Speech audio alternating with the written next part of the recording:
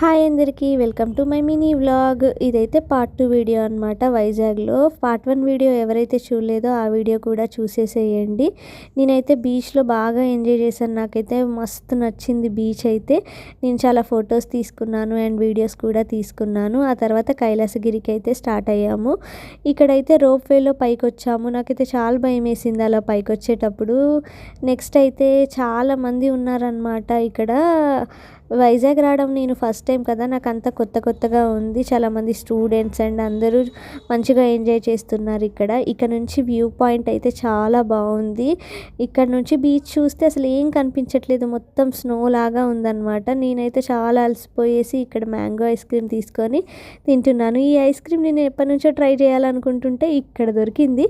ఇంకా అలా బ్యూటిఫుల్ వ్యూని ఎంజాయ్ చేస్తూ ఐస్ క్రీమ్ అయితే తినేసాను.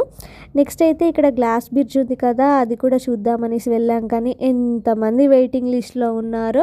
మా టైం వచ్చేలోపు అయితే దగ్గర 1 అవర్ పట్టేసింది. కానీ టైం పట్టింది కానీ ఎంత బాగుందో. ఇక్కడ నుంచి అయితే వ్యూ పాయింట్ చాలా బాగుంది. బీచ్ అయితే అసలు ఏం కనిపించట్లేదు, మొత్తం స్నో లాగా ఉంది. అసలు ఇక్కడ చూడండి, ఒక సీనరీ లాగా అనిపిస్తుంది చూస్తుంటే.